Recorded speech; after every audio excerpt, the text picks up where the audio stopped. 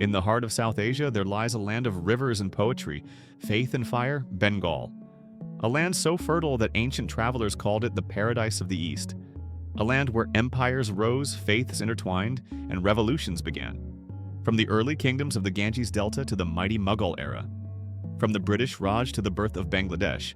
This is the story of Bengal. A story of glory, pain, and resilience, where every monsoon still carries the echoes of history.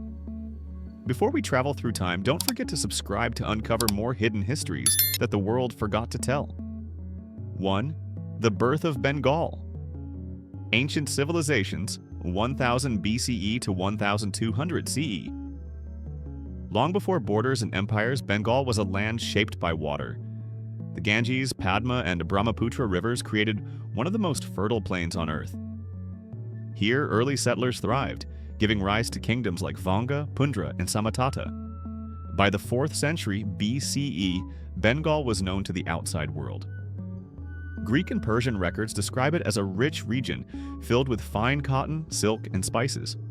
Under the Mauryan Empire, 3rd century BCE, Bengal became a part of one of India's greatest dynasties.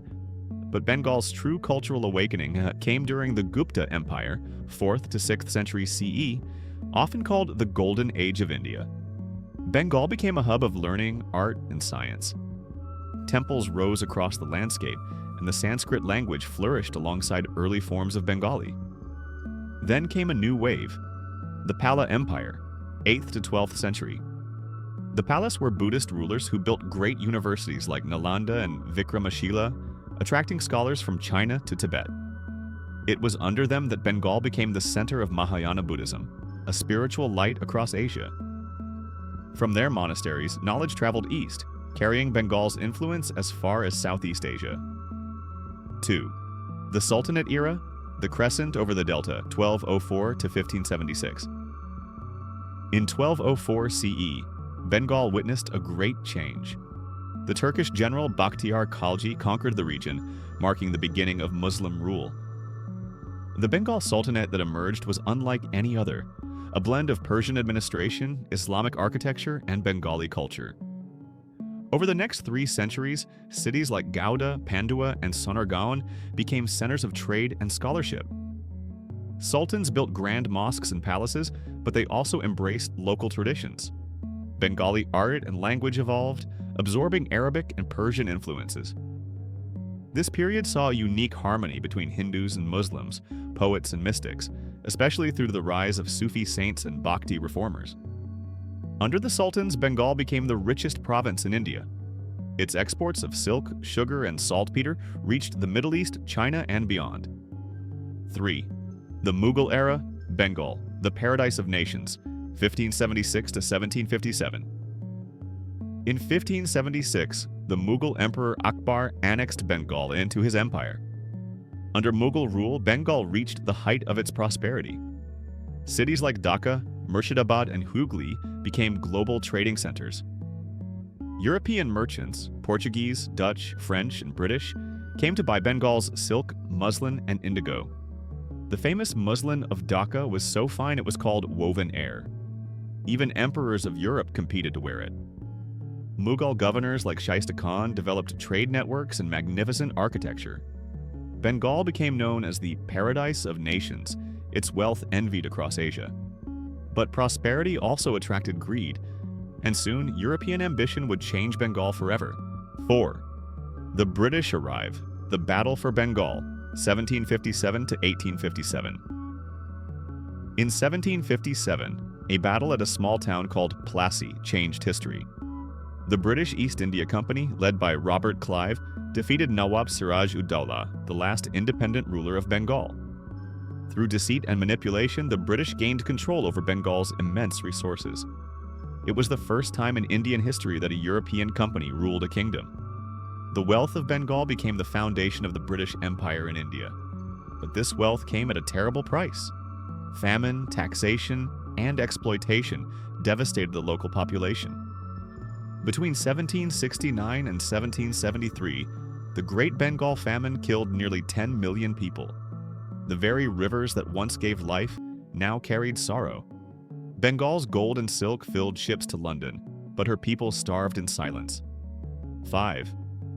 Bengal Renaissance, the awakening of minds, 1800 to 1900. Yet even under oppression, Bengal rose again, not with swords, but with ideas. In the 19th century, Bengal became the heart of intellectual and cultural awakening in India. Thinkers like Raja Ram Mohan Roy challenged superstitions and fought for women's rights. Reformers opened schools, and the Bengali language blossomed through literature and newspapers. This period, known as the Bengal Renaissance, gave birth to artists, scientists, and poets who shaped modern India. Figures like Rabindranath Tagore, Ishwar Chandra Vidyasagar, and Bankim Chandra Chattopadhyay turned Bengal into the soul of Indian nationalism. 6. Revolution and Division at the Age of Nationalism, 1905 to 1947. In 1905, the British partitioned Bengal for the first time, claiming it was for administrative efficiency. But the real reason was to divide Hindus and Muslims, who were uniting under the Indian independence movement. The people of Bengal revolted. Boycotts, protests, and Swadeshi movements erupted across the land. The song Amar Sonar Bangla, written by Tagore during this struggle, would later become the national anthem of Bangladesh. Though the partition was reversed in 1911, the seed of division had been planted. And when the British finally left India in 1947, Bengal was divided again.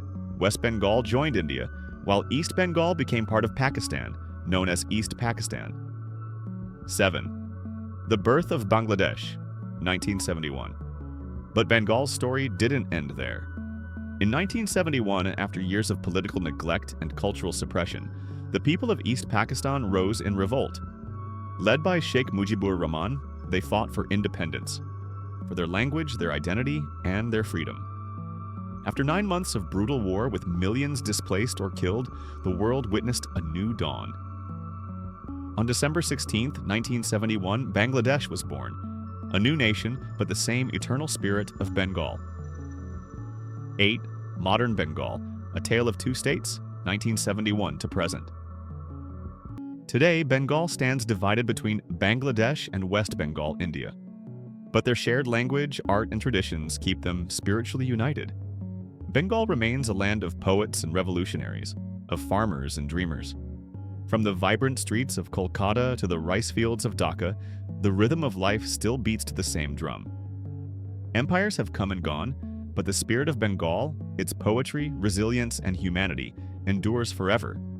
Bengal, a land that has seen the rise of empires and the fall of kings, yet its soul has never bowed. From the chants of ancient monks to the songs of freedom fighters, every corner of this land whispers the same truth, that hope never dies here. In every Bengali heart, there lives a poet. In every tear shed for its struggles, there blooms a song of resilience. The rivers that once carried merchants and monks now carry dreams. Dreams of a future where no border divides the spirit of Bengal. Look around today. You'll see children learning Tagore's verses in schools, farmers singing to the rhythm of rain, and artists painting the same golden fields that inspired generations before them. Bengal's story isn't trapped in history books. It flows in every word, every melody, every act of courage. Yes, the world has changed. Cities have risen where jungles once stood, languages have evolved, and nations have been born.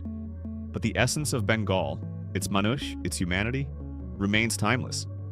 So when you think of Bengal, don't just remember its empires and revolutions. Remember the people, the hands that built, the hearts that bled, and the spirits that refused to break. Because Bengal is not just a place on a map, and it's a feeling, a rhythm, a song that continues to play, softly but endlessly through time. If you were moved by this journey through the rivers of time, subscribe and share this video, so the untold stories of our world keep flowing like the rivers of Bengal.